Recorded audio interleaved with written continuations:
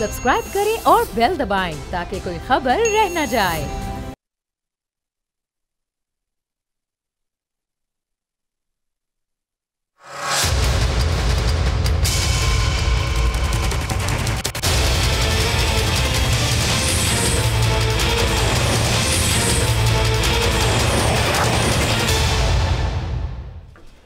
बिस्मिल्लाहिर्रहमानिर्रहीम, अस्सलाम वालेकुम। मैं हूं जैस्मिन मंजूर और आप देख रहे हैं प्रोग्राम बस बहुत हो गया। नाज़रीन, आप ये जानते हैं कि इस वक्त पाकिस्तान में एक बहुत बड़ा बहरान पैदा हो गया है, एक स्कैंडल बन गया है और ये सारा का सारा जो मामला है ये गंदम की दरामद और बरामद के मामले से है। यानी कि किसान चीख रहा है, हुकूमत वक्त के पास कोई स्ट्रैटेजी नजर नहीं आ रही और इसकी एक टाइमलाइन है। वो तो जाहिर है मैं आपको बताऊंगी कि ये मामला कैसे और कहां पहुंचे। लेकिन आज इस फर्स्ट टॉप स्टोरी में हम एक बहुत इंपॉर्टेंट गेस्ट ने ज्वाइन किया है और मैं गुफ्तगू का आगाज उनसे ही करना चाहूंगी बिकॉज इस time is also very important. Farmer prime minister हैं पाकिस्तान के अनवारुल हक काकर साहब हमारे साथ मौजूद हैं, तो उनसे गुफ्तगू का आगाज करते हैं, उनको वेलकम करते हैं। काकर साहब अस्सलाम वालेकुम, बहुत बहुत शुक्रिया वक्त निकालने का। Thank you. काकर साहब, मुझे पता है कि आप जो है you are going from one channel to another and obviously आप इसकी एक्सप्लेनेशंस दे रहे हैं। मेरा बुनियादी जो सवाल है आपसे, अब तक जो मामलात डेवलप हुए हैं उनको आप किस तरह देखते हैं? मतलब है अब तो आपको इंक्वायरी में भी शामिल कर लिया गया है, बुलाया जाएगा, जाहिर है आपसे पूछगछ भी होगी and I am sure as आप सेनेट में भी हैं। तो ये जो सारे मामलात हैं इनको as a former prime minister आप कैसे देखते हैं? मतलब है आपकी नज़र से नहीं गुजरा, ये समरी आपने अप्रूव नहीं की, आपको गलत असेसमेंट दी गई? I mean like sum it up please for me as in how do you assess this case right now? जी, मैं मेरे ख्याल में ये असेस कर रहा हूँ कि इस माशरे और स्टेट दोनों के बीच में एक तीसरा पिलर भी है, वो है flow of information.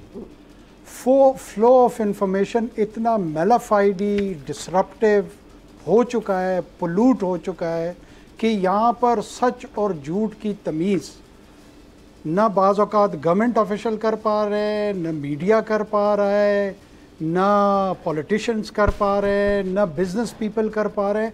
And this is the most serious crisis.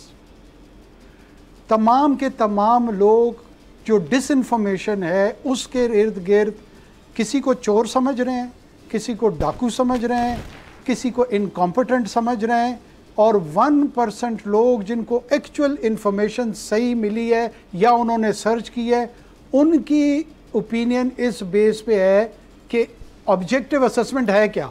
ठीक, मैं इस नतीजे पे पहुंचा हूं। ओके, ठीक है, एग्री। देखिए, मैं आपसे एग्री करती हूँ कि यहाँ पर रिसर्च बेस्ड इंफॉर्मेशन का एक फकदान है और हम ओपिनियनेटेड हैं ऑब्वियसली से, और ये आपको पता है कि एज ए नेशन और एज अ गवर्नमेंट भी हमारी ये आदत है कि हम we tend to pass the buck onwards to the other government. मैं एक छोटी सी चीज़ की तरफ आपको लेके जाती हूँ।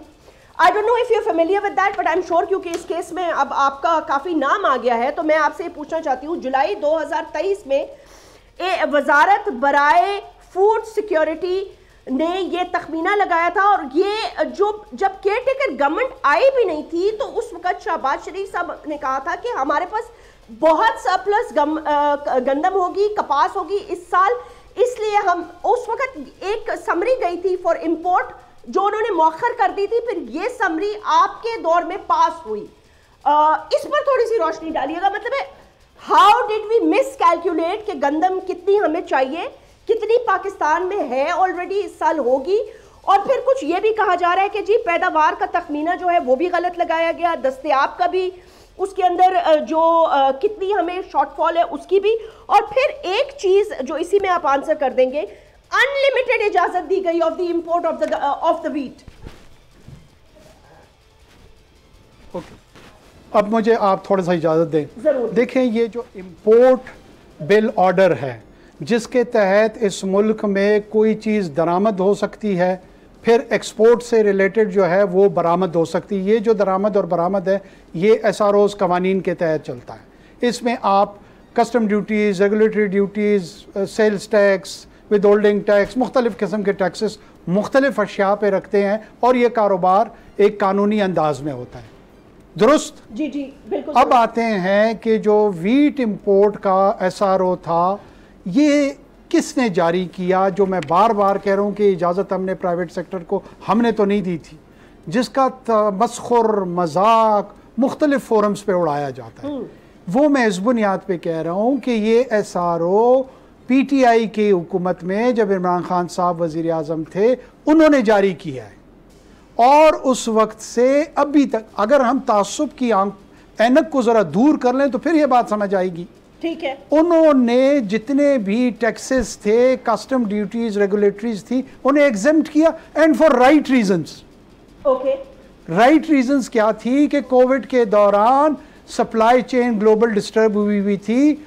आपकी पिछले 8, 9, 10 सालों से आप मुकम्मल नज़र दौड़ाएं तो क्या ग्रेन जो हम प्रोड्यूस कर रहे हैं वो हमारी पॉपुलेशन का जो कंजम्पशन टारगेट है उसको मैच करता है या उसमें गैप है? आप पिछले साल के रिपोर्ट्स उठा के देख लें, आपको गैप ही गैप नजर आ रहा है 2016 ऑनवर्ड्स। बिल्कुल गैप है। अब जब गैप है तो ये गैप, सुन लें मेरी बात सुन लें, इस गैप को एड्रेस करने के 2 तरीके हैं। जो डाटा कलेक्ट होता है, डाटा प्रोविंसेस से आता है, फूड सिक्योरिटी के पास अराउंड 27-28 मिलियन मैट्रिक टन जो है वो आपका प्रोड्यूस है, और अराउंड 31.4 मिलियन मैट्रिक टन जो है ना वो आपका टारगेट है। ये 3 से 4 मिलियन मैट्रिक टन या तो गवर्नमेंट प्रोक्योर करेगी। यूजुअली क्या होता है कि इंटरनेशनल मार्केट में महंगी गंदम होती है, गवर्नमेंट प्रोक्योर करती है, लाती है, फिर उसको सब्सिडाइज करती है। सब्सिडाइज करने की सूरत में वो सप्लाई चेन को जो मार्केट की है उसको स्टेबलाइज रखने की कोशिश करती है कि इनस्टेबिलिटी नहीं आए, लेकिन उसके नतीजे में एक ऐसा डेट बर्डन क्रिएट कर रही है जो आपको आगे चल के कोलैप्स करेगा। ये आपकी सूरत हाल है। दूसरी आपके पास ऑप्शन ये है कि प्राइवेट सेक्टर इफिशिएंटली उसको रिस्पॉन्ड करे और अपने रिस्क पे, प्रॉफिट एंड लॉस के, वो इंटरवीन करे मार्केट के डिमांड पे। अब इस सिलसिले में जो कानून आया वो PTI की हुकूमत से आया और तसलसल के साथ आज दिन तक जब हम बात कर रहे हैं वही चल रहा है। ओके। तो हमने कौन सी मखसूस इजाज़त दी जिसमें हमारा प्राइवेट सेक्टर के साथ कोई मेल मिलाप हुआ और हमने वो बैन लिफ्ट कर दिया, जिसके नतीजे में उन्होंने $1 बिलियन की इंपोर्ट कर ली और हमें 80 अरब, 400 अरब, 300 अरब रिप दे दिए। ये कहानियाँ आप जितनी अपनी इमेजिनेशन में लिखते जाएं, और बहुत सारे लोग कहानियों पे यकीन रखते हैं बदकिस्मती से, और ये हमारा एक अलमिया है। अर्ज अब आ जाती है कि इस पूरे पैराए में टारगेट जो था हमारे दौर में कितना ज़्यादा आ गया। जो ये कह रहे हैं कि जी कैप नहीं किया, अगर हम उसको कैप कर दें मिसाल के तौर पे कि 2 मिलियन टन अलाउड है, 3 मिलियन टन अलाउड है प्राइवेट सेक्टर को, तो फिर ये 3 मिलियन टन कौन मंगाएगा प्राइवेट सेक्टर से? वो परमिशन हुकूमत मुख्तलिफ पार्टियों को देगी। वहीं पर आप परमिट और चोर बाजारी और किकबैक और रिश्वत का सामान खोल लेंगे। तो हमने तो रिश्वत का दरवाजा बंद किया। ओके। मार्केट है, मार्केट में ओपन है, जिसने मंगाना है मंगाए। नहीं, लेकिन काकर साहब एक कारोबारी शख्स अपना सरमाया लगा के जी, वो आपकी बात अपना दुरुस्त रिस्क है। लेके अपना नफा नुकसान की वजह से मुझे क्यों पैसे देगा? नहीं ठीक है, ये आपकी बात बिल्कुल दुरुस्त है कि आपने इस जाविये से किया, लेकिन इसको हुकूमत अब इस जाविये से देख रही है कि अगर 6 लाख टन की कमी थी तो बात वहीं पे आ जाती है कि अनलिमिटेड क्यों दी गई। अब आप ये कह रहे हैं कि जाहिर इमरान खान साहब की गवर्नमेंट में ये हुआ, PDM की जो नंबर 1 गवर्नमेंट थी, मतलब इलेक्शंस में जाने से पहले जो हुकूमत थी, उनके भी बयानात हमारे सामने हैं। तो अब मसला जो है, जी जी देखिए अनलिमिटेड को मुझे क्लैरिफाई करने दे। आप कहते हैं हमने कोई लिखा था कि देयर इज हमारा मेमोरेंडम चेक कर लें तो उसमें भी है कि required amount of wheat should be facilitated by the private sector to import. ये ऑफिशियल मेमोरेंडम की लैंग्वेज है। ठीक है। अब अगर हमने ये गाइडिंग प्रिंसिपल दे दिया है और लोग चूंकि मीडिया में कह रहे हैं कि अनलिमिटेड दे दी है without looking into the document officially even bye a single person, okay, unlimited का मतलब अगर मैंने प्राइवेट सेक्टर को मिसाल के तौर पर किसी ने कहा है तो क्या प्राइवेट सेक्टर पागल हो गया है कि डिमांड जो है वो लेट से $500 मिलियन की है और वो $4 बिलियन की डंप कर देगा गंदम और अपने $3.5 बिलियन का नुकसान करेगा? और is any one in their senses? What are they talking about? Market forces ने खुद सप्लाई और डिमांड को मैनेज करना है। अनलिमिटेड हो या लिमिटेड हो, ये तो वो डिसाइड करेंगे कि जी डायमंड मार्केट की रिक्वायरमेंट क्या है, मैं क्यों उसको बताऊं? यानी गवर्नमेंट, ठीक है, वो असेस कर रहे हैं, वो देख रहे हैं कि गवर्नमेंट कितनी प्रोक्योर कर रही है, गैप कितना है, मुझे प्रॉफिट कितना होगा, मेरा खर्चा क्या होगा। वो व्यापारी हैं, कारोबारी हैं, उनको आपने क्या समझा हुआ है? लेकिन काकर साहब, पीएमएलएन की हुकूमत आप पर इल्जाम लगा रही है।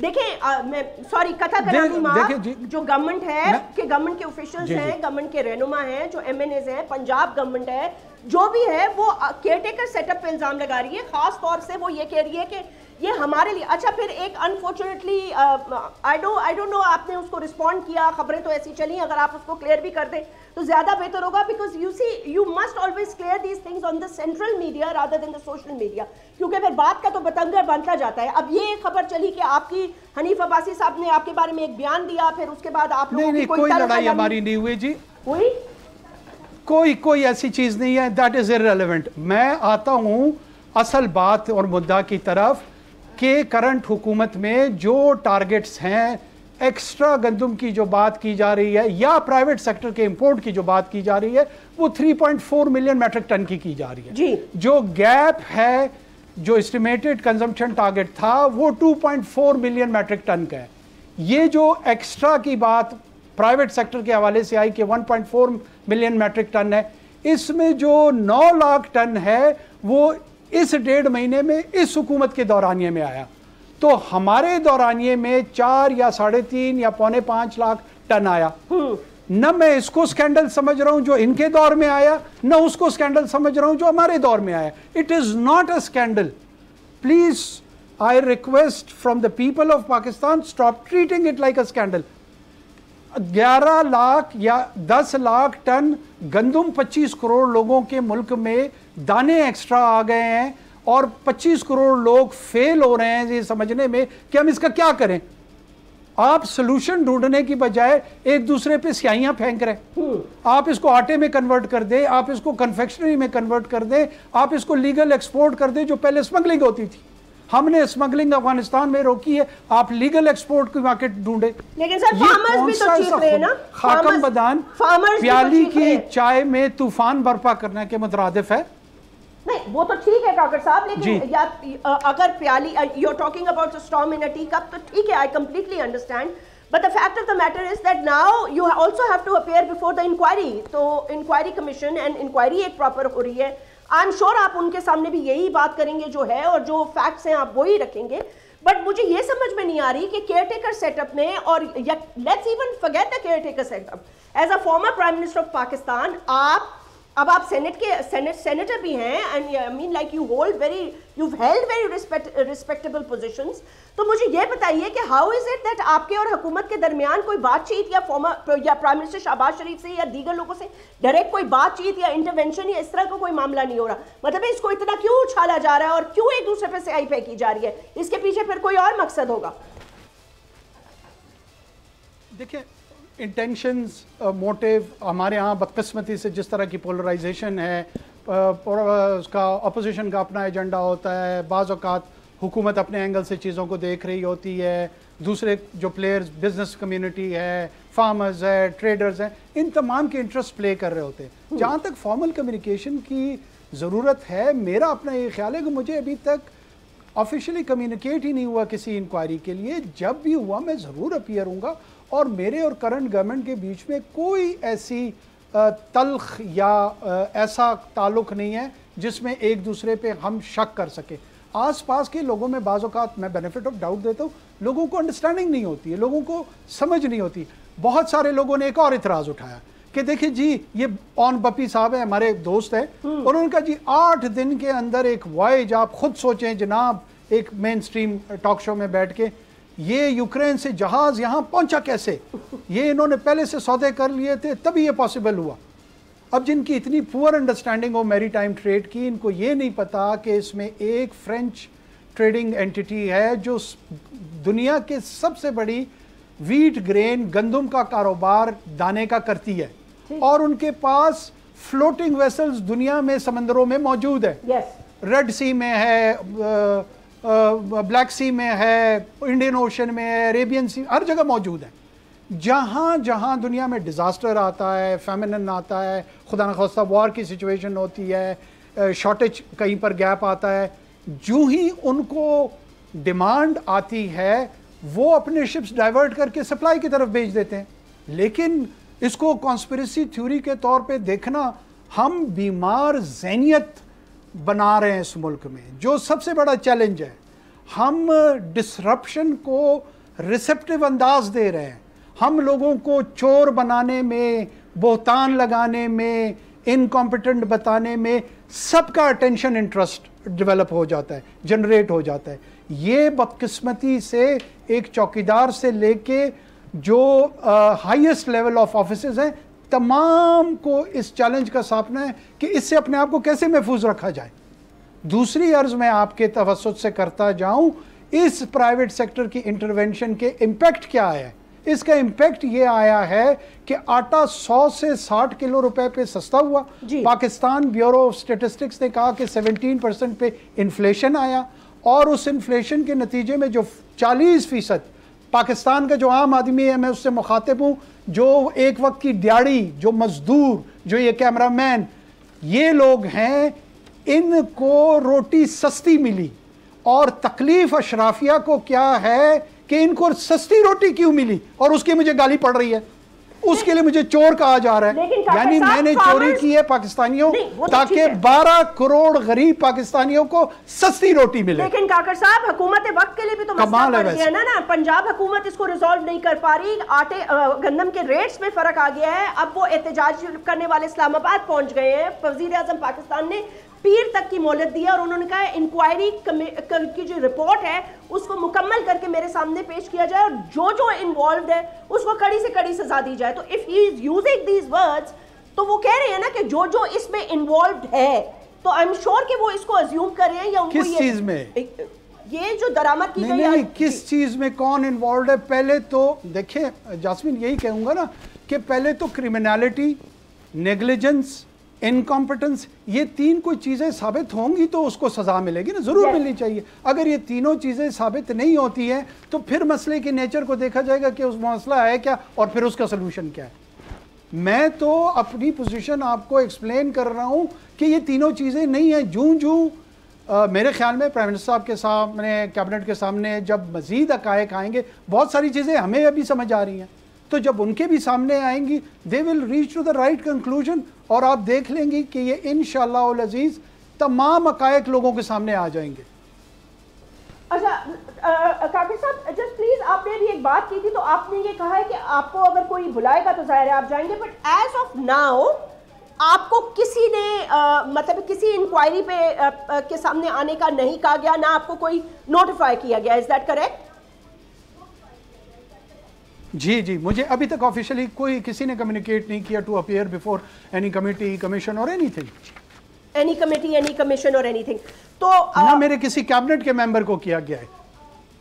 लेकिन आपको पता है ना कि किसान इत्तेहाद जो है वो कह रहे हैं कि वो सड़कों पे आएंगे और पूरे पाकिस्तान में अब एहतजाज करेंगे अगर इस मामले का हल ना किया गया तो। देखिए, वो मेरी पूरी हमदर्दी किसानों के साथ है। किसान, दोबारा ये क्लियर कर दूं, क्या हमारा प्रोड्यूस, हमारा जो कंजम्पशन टारगेट था उसके मुताबिक था? हम मैच करते हैं, 31 मिलियन टन हमारी खुराक की ज़रूरत है, गंदम की ज़रूरत है, पाकिस्तान इतना प्रोड्यूस कर रहा है? जवाब है नो, नहीं। हमारे यहाँ बम्पर क्रॉप इस साल और पिछले साल आई है। क्या बम्पर क्रॉप सरप्लस क्रॉप है? क्या बम्पर क्रॉप इजाफी क्रॉप है? जवाब है नहीं। अगर गैप 1 लाख टन का है या 1 मिलियन टन का है, वो है गैप।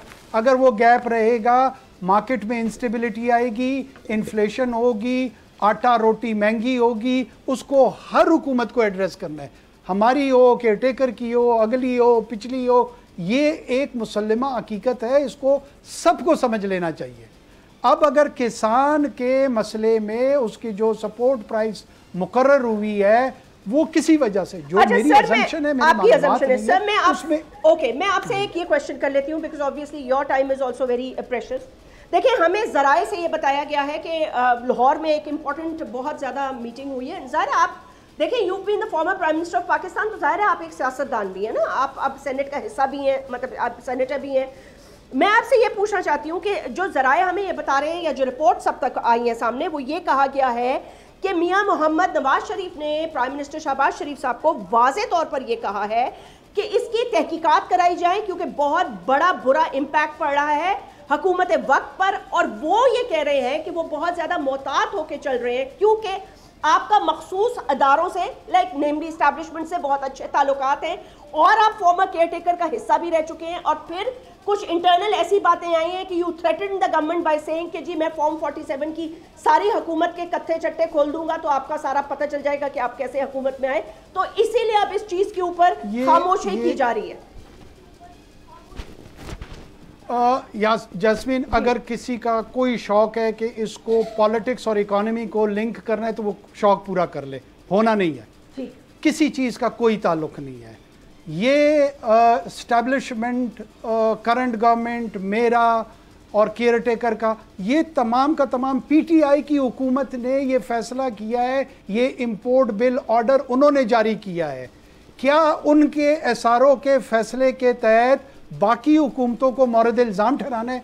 क्यों उस पर सवाल नहीं उठाते हैं? क्या उन्होंने इन व्यापारियों के साथ, इस प्राइवेट सेक्टर के साथ कोई लेन देन करके एसआरओ जारी किया था कि हमें इतना हिस्सा देना है? अगर हमें वो हिस्सा दे रहे तो इसका मतलब है पीटीआई की हुकूमत को भी दे रहे। नहीं, लेकिन सर पीटीआई की अगर पीटीआई की हुकूमत को दे रहे थे तो फिर एस्टैब्लिशमेंट को क्या फर्क पड़ता है? नहीं सर, अगर ये तो फिर अजीब सी बात हो गई ना सर, एक हुकूमत चली गई, दूसरी हुकूमत आ गई, उस हुकूमत पे ये इल्जाम लगा के कि ये हुकूमत बिल्कुल फारिकुल वक्त है, इन्होंने मुल्क का बत्ता बिठा दिया, बल्कि मुल्क का दिवालिया निकालने वाले हैं, तो आके उन्होंने क्या कवानीन को भी नहीं देखा? एक साल वो हुकूमत करते रहे, IMF के साथ डील करते रहे, 1 अरब रुपया मुल्क से इंपोर्ट की मद में बाहर चला गया, सरप्लस व्हीट का स्कैंडल आ गया, तो the consecutive governments did not even check what laws are being implemented. That's like relatively very. अब आप मुझे अलाउ करें? जी प्लीज।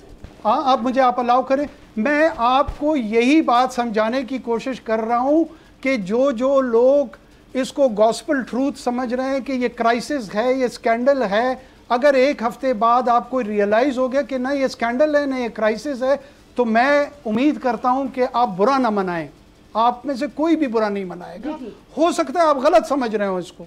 मैं आपको यही अर्ज कर रहा हूं कि एक ऐसा कानून जो पीटीआई के दौर में आया है, फिर कह रहा हूं आपको कि राइट रीजंस के लिए आया है, आपकी टारगेट कंजम्पशन की पूरी नहीं होती, अब भी पूरी नहीं है। या तो गवर्नमेंट सेक्टर प्रोक्योर करेगी या प्राइवेट सेक्टर करेगी। गवर्नमेंट सेक्टर जब प्रोक्योर करती है वो एक डेट का पहाड़ बनता गया है। हमने ये फैसला किया कि हम इस पहाड़ में मजीद बोझ नहीं डालेंगे, लिहाजा प्राइवेट सेक्टर ही करता रहे चूंकि वो कर रहा है। अब उन्होंने जब ये इंटरवेंशन की, उसका नतीजा ये निकला है कि 1.4 मिलियन मैट्रिक टन, लोगों की एस्टिमेट है कि शायद ज़्यादा आ गई है, 4 से 5 लाख टन हमारे दौरानिए तक और 9 लाख टन अभी इस 1.5 महीने में। क्या ये क्राइसिस है? क्या ये स्कैंडल है? मैं ये अर्ज कर रहा हूँ कि नहीं है। जब इतनी यू एंड क्राई मीडिया में मचना शुरू हो जाए, हमें 70% लोगों में एक परसेप्शन बना दी गई है कि हमने 85 अरब, 200 अरब, 300 अरब किसी ने भी बनवा दी, हमने चोरी की हैं। जी। अब हुकूमत वक्त को भी लाले पड़ेंगे कि जी हम पता तो कराएं कि ये वाकई दुरुस्त है या नहीं है दुरुस्त, तो लेट देम फाइंड आउट। इसमें कौन सी बुराई है?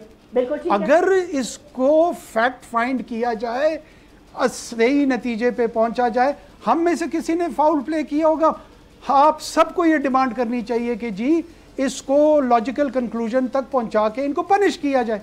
और अगर नहीं किया, एक दरख्वास्त ज़रूर करूंगा, अपने अपने गरेबानों में जान के देखें कि ये बोतान तराशी के हवाले से कुरान हकीम ने क्या कहा है। ये हक सिर्फ किसी बड़े सियासतदान का नहीं है कि उसके हुकूक हैं या छोटे सियासतदान, ये एक चौकीदार का भी हक है बोतान के हवाले से, हाकिम वक्त का भी हक है।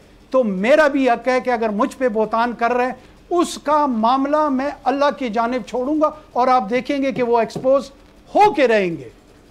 अनवारुल्लाह काकर साहब, बहुत बहुत शुक्रिया, थैंक यू सो मच, आपने वक्त निकाला। बिल्कुल आप ठीक कह रहे हैं, बोतान के हवाले से बहुत सख्त जो है वो इसे अल्लाह ताला ने अहकामात दिए हुए हैं।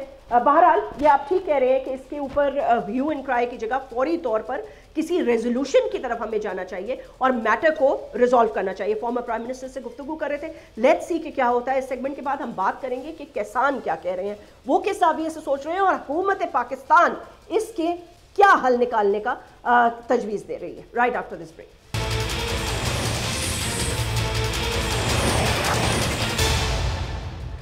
वेलकम बैक नाज़रीन। आपने देखा कि पहला जो हमारा सेगमेंट था, आज की जो टॉप स्टोरी है उस पर हमने गुफ्तगू की थी सेनेटर अनवारुल हक काकर साहब ने, इससे जो केयर टेकर प्राइम मिनिस्टर भी रह चुके हैं, और उनसे हमने उनका मौक़िफ़ लिया था। वो ये कह रहे थे कि मुझे अभी तक कोई इंक्वायरी वालों ने ना बुलाया है और अगर बुलाएंगे तो बात जो भी होगी वो सामने रख दी जाएगी, लेकिन ये क्राइसिस हल होता हुआ नजर नहीं आ रहा। अब ये हुकूमत जो हनीमून पीरियड में है, इसके लिए आते ही एक बड़ा बहरान पैदा हो जाना, वो भी पंजाब से, जाहिर सी बात है बहुत बड़ा वोट बैंक है, तो फिर मामलात किस तरफ जा रहे हैं, क्योंकि किसान जो है वो तो एहतजाज कर रहे हैं।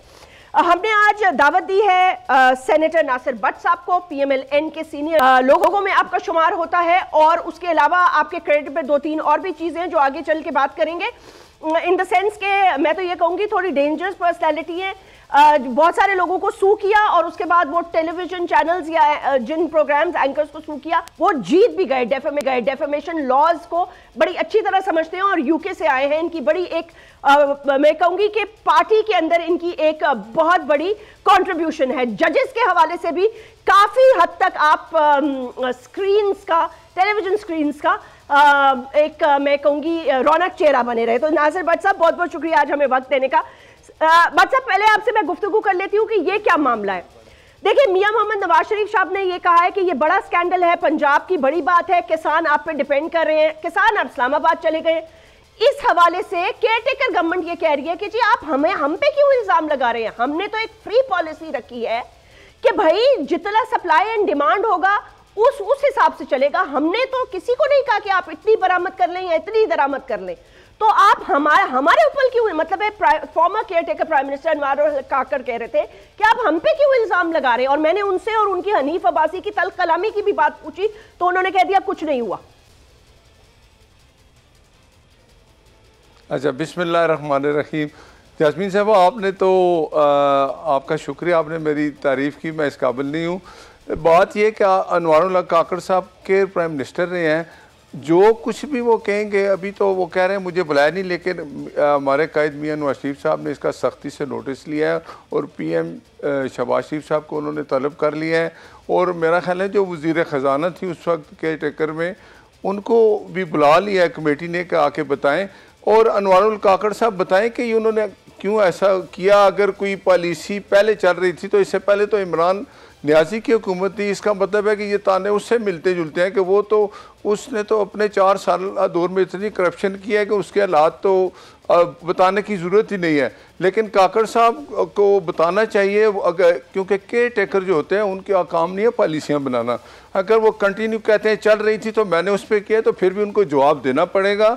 आप मियाँ साहब ने भी इस पर सख्त नोटिस लिया और आपको नज़र आएगा कि जो जिन लोगों को बुलाया जाएगा उनको जवाब देना पड़ेगा और वो जवाब देंगे, और जो मुजरम होगा उनको कटारे में ले जाएगा।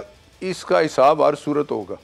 लेकिन नासिर भट्ट साहब, इस वक्त जो किसान तिल मिला रहे हैं, वो जो बात कर रहे हैं वो सरप्लस गंदम के हवाले से, मतलब अब तक कोई कॉन्क्रीट उनको जवाब नहीं मिला। वो ये कह रहे हैं कि हमारी गंदम का क्या होगा, हमारी सारी फसलें, हमें तो यूरिया भी महंगा पड़ा, सब कुछ महंगा पड़ा। तो वो ये कह रहे हैं कि जब ओपन मार्केट में अगर हमारी गंदम से सस्ती गंदम उठा ली गई होगी तो फिर बीच में मिडिल मैन आ, तो उनके हवाले से अब तक क्या, मतलब उनको क्या एश्योरिटी आपने दी है? क्योंकि अभी भी उन्होंने आज प्रेस कॉन्फ्रेंस करके कहा है कि जी कहा गया था 8 दिनों में ये मामला पंजाब हुकूमत रिजॉल्व करेगी, नहीं हुआ। देखिए, आपने जो बात कही है बिल्कुल ठीक है, किसानों से बात हो रही है और ये जल्दी इस जो पॉलिसी है वो मेरा ख्याल है अब किसानों से, वो जो गंदम का रेट का मसला था, आपको पता है कि 4500 4300 इस तरह के हालात चल रहे थे, तो गंदम गवर्नमेंट के पास इतनी थी। और ये जो अब पता चला कि ये जो सारा कुछ हुआ ये केयर टेकर गवर्नमेंट ने किया, और केयर टेकर अगर कहते हैं कि ये पिछली हुकूमत जो इमरान खान की थी उससे ये चला आ रहा था सिलसिला, तो हिसाब तो होगा। तो किसानों से हम बात करेंगे। मुझे यकीन है कि 2-4 दिन में आप मियाँ साहब ने इस पर एक्शन लिया हो तो ये बहुत जल्दी मसला हल हो जाएगा, और किसानों का जो मसला है उस पर भी उनसे बात होगी। और मुझे इस बात पर यकीन है कि अब मियाँ साहब ने इस पर नज़र रखी है, और जल्द हम किसानों से भी जो है ना काबीना जो फैसला करेगी, गंदम का रेट तय हो जाएगा और ये मसला रिजॉल्व होगा। लेकिन इसका हिसाब हर सूरत होगा कि ये इतना जो नुकसान हुआ या किसानों का हुआ, या जो इस तरह की पॉलिसी बना के गंदम खरीदी की लोगों को फ़ायदा दिया गया, उनका हिसाब तो होगा और ज़रूर होगा, आपको ये नज़र आएगा। लेकिन भट्ट साहब वो तो ये कह रहे हैं कि हमने कुछ किया ही नहीं है, तो आप हम पे किस चीज़ का इल्ज़ाम लगा रहे हैं? मतलब वो ये कह रहे हैं कि जी ये तो एक ऐसी पॉलिसी नहीं, अगर उन्होंने कुछ नहीं किया तो कुछ नहीं होगा, आके जवाब दे देंगे। जो भी इस चीज़ के ज़िम्मेदार हैं उनसे तो ज़रूर हिसाब होगा। चाहे अगर वो कहते हैं जी हम इमरान खान की पॉलिसी पे चलते रहे हैं, तो केयर टेकर गवर्नमेंट थी, इनको क्या ज़रूरत थी कि एक नई चीज़ें बीच में लाएं? अगर ये केयर टेकर गवर्नमेंट का कसूर नहीं है तो फिर इमरान नियाज़ी की जो गवर्नमेंट थी उसका कसूर है। जवाब तो देना पड़ेगा, कानून अपना रास्ता लेगा, जो जिम्मेदार होंगे उनको हिसाब देना पड़ेगा, और बहुत जल्द वो कटहरे में होगा। ठीक है, बिल्कुल आपकी बात, लेकिन इमरान खान की हुकूमत तो जा चुकी थी ना, उसके बाद ये तो ना भूलें कि आप लोगों की हुकूमत थी। शहबाज शरीफ साहब तो अभी दोबारा प्राइम मिनिस्टर बने हैं ना, उस वक्त हुकूमत थी, तो आप लोगों ने उस वक्त इस लॉ को अमेंड क्यों नहीं किया? मैं आपको ये बात बताना चाह रहा हूँ कि सब कहते हैं जी कि केयर टेकर का कसूर था। जब केयर टेकर आके जवाब देंगे, अगर वो बेकसूर होंगे तो फिर जो पिछले हुकूमत थी इमरान की 4 साल हुकूमत से ये चीज़ चली आ रही थी, तो उनसे पूछा जाएगा। मुझे ये यकीन है कि अब बातें टीवी पे करना ठीक है, लेकिन जब आप कमीशन के सामने पेश होंगे तो आपको जो जवाब देना पड़ेगा वो प्रूफ के साथ देना पड़ेगा। उसके बाद ये मसला बहुत जल्दी हल होगा, लेकिन ऐसे लोगों को माफ़ नहीं किया जाएगा, छोड़ा नहीं जाएगा। तो बीच में आपकी हुकूमत भी तो थी, उसको कैसे आप भूल सकते हैं?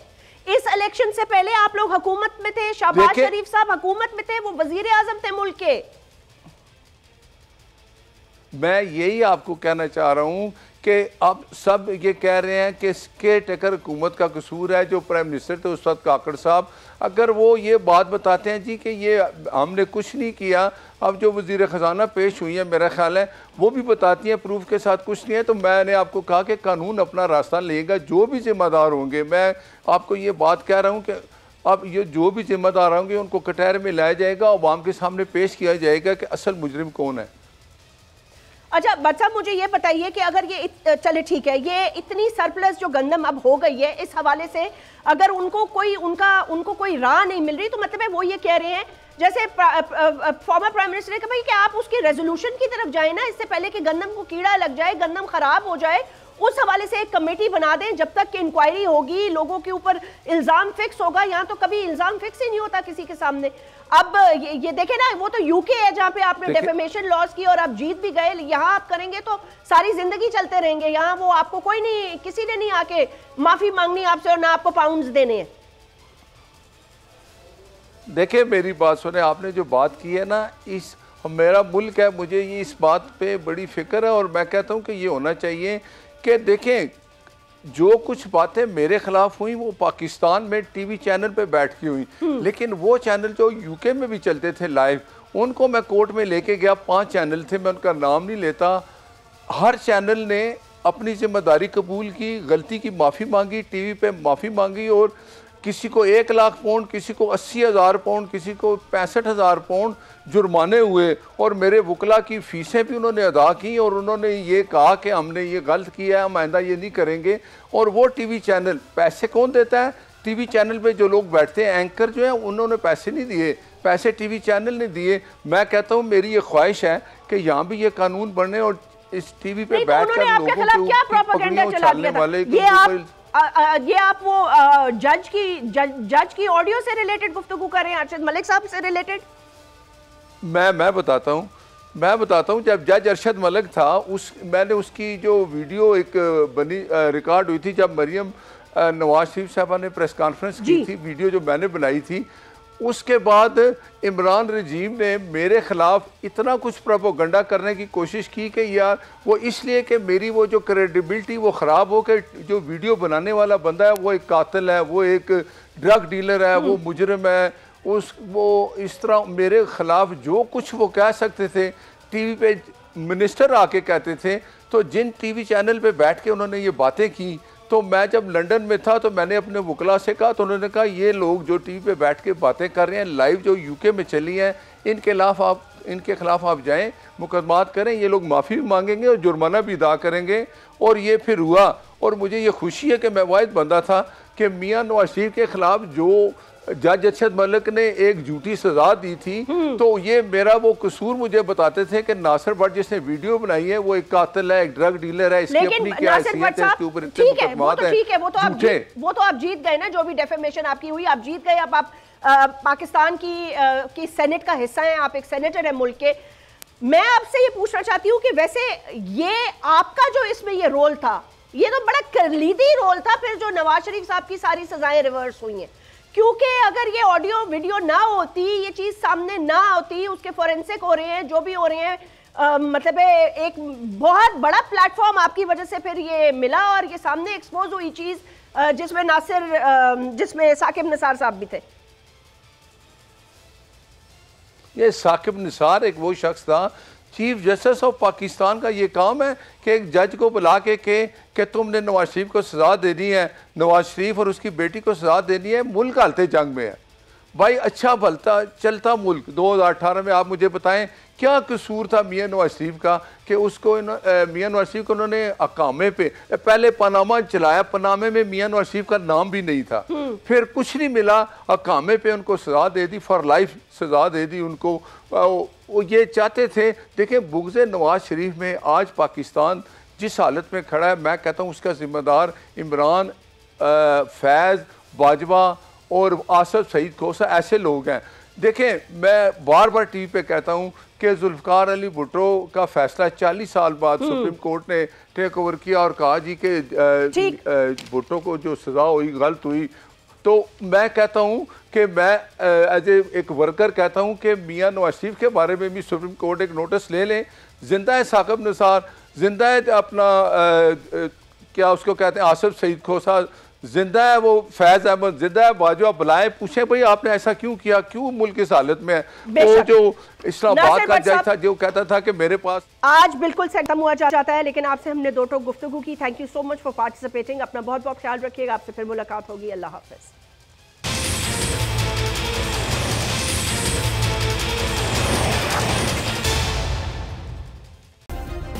सब्सक्राइब करें और बेल दबाएं ताकि कोई खबर रह न जाए।